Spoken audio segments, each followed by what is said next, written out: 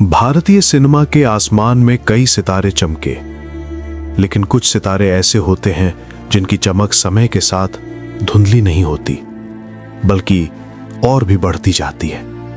आज हम बात कर रहे हैं ऐसे ही एक दिग्गज कलाकार की, एक ऐसे इंसान की जिन्हें दुनिया ही मैन ऑफ बॉलीवुड के नाम से जानती है।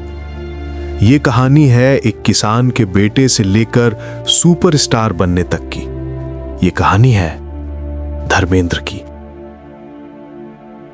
8 दिसंबर 1935 पंजाब के एक छोटे से गांव नसराली में एक साधारण परिवार में जन्म हुआ धर्मेंद्र का। गांव की मिट्टी, खेतों की खुशबू, कच्चे घरों की सादगी, इन्हीं के बीच पले बड़े धर्मेंद्र। स्कूल कॉलेज के दिनों में एक ही जुनून था, फिल्में। कई बार 20-25 किलोमीटर साइकिल चलाकर सिर्फ एक फिल्म देखने के लिए शहर पहुंच जाते। उन्हें नहीं पता था कि एक दिन वही पर्दे पर चमकने वाले हैं, लेकिन सपना दिल में गहराई से जड़ पकड़ चुका था। 1958 फिल्मफेयर ने नए टैलेंट की तलाश में एक प्रतियोगिता रखी। धर्मेंद्र ने फॉर्म भरा और पहली बार मुंबई आए। लेकिन मुंबई आसान नहीं थी। न ठहरने की जगह, न पैसों की सुविधा, और हर दरवाजे पर सिर्फ रिजेक्शन।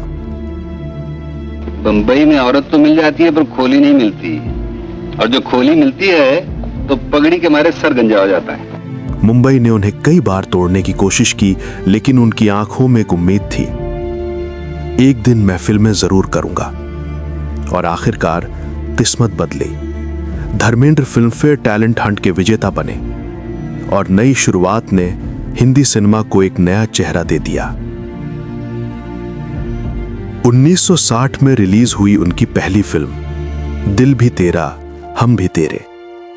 एक साधारण, मासूम और दिल से अभिनय करने वाला युवा दर्शकों ने तुरंत अपनाया। धीरे धीरे रोमांटिक फिल्मों की दुनिया में धर्मेंद्र छा गए। उनकी हर फिल्म में एक नई कोमलता, एक नई भावुकता थी। धर्मेंद्र किसी और हीरो की तरह नहीं थे। वे कैमरे के सामने अभिनय नहीं करते थे, बस जीते थे। अजीब इत्तेफाक है साहब, टीले तक आपकी एस्टेट है। हाँ। उसके एग्जैक्टली बाद मेरी एस्टेट शुरू हो जाती है। रियली? What a coincidence. और शायद इसी सच्चाई ने उन्हें दर्शकों का पहला प्यार बना दिया। 70 का दशक, हिंदी सिनेमा एक नए तरह के हीरो की तलाश में था। एक ऐसे चेहरे की जो रोमांस भी कर सके और एक्शन भी। और तभी धर्मेंद्र ने अपनी नई पहचान बनाई, एक्शन हीरो की। उनकी बॉडी, उनका दमदार स्क्रीन प्रेजेंस, उनका अंदाज, सब कुछ दर्शकों को चौंका देता था। और वहीं से शुरू हुआ वो नाम जो आज भी लोग गर्व से लेते हैं, ही मैन धर्मेंद्र। 1975 आई वो फिल्म जिसने भारतीय सिनेमा का इतिहास बदल दिया, शोले। धर्मेंद्र का वीरू, एक ऐसा किरदार जो वर्षों बाद भी लोगों की जबान पर है। वीरू की मस्ती, उसकी शरारत, उसकी दोस्ती, उसका प्यार, सब आइकॉनिक बन गया। बसंती के साथ उनका रोमांस। यूं के हम भी रामगढ़ ही जाएंगे। हाँ, तो बसंती, इन कुत्तों के सामने मत नाचना। बसंती, इन कुत्तों के सामने मत नाचना। ये महज संवाद नहीं है, बल्कि फिल्म इतिहास की धरोहर है।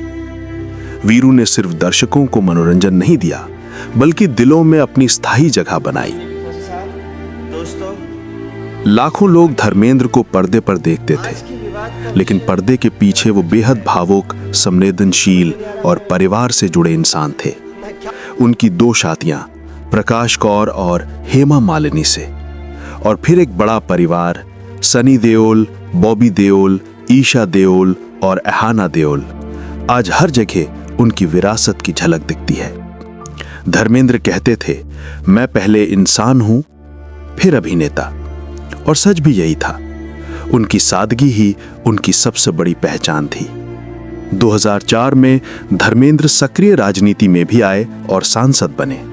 हालांकि राजनीति में ज्यादा समय नहीं बिताया, पर उनका इरादा हमेशा देश के लिए कुछ करने का रहा। सिनेमा में उनके योगदान ने देओल परिवार को एक प्रसिद्ध फिल्मी विरासत दी। सनी देओल की राष्ट्रीय स्तर की लोकप्रियता, बॉबी देओल की खास पहचान, और अब तीसरी पीढ़ी करण देओल, ये सब धर्मेंद्र के स्थापित किए हुए नींव पर खड़ा है। 80 साल की उम्र में भी धर्मेंद्र फिल्मों में सक्रिय रहे।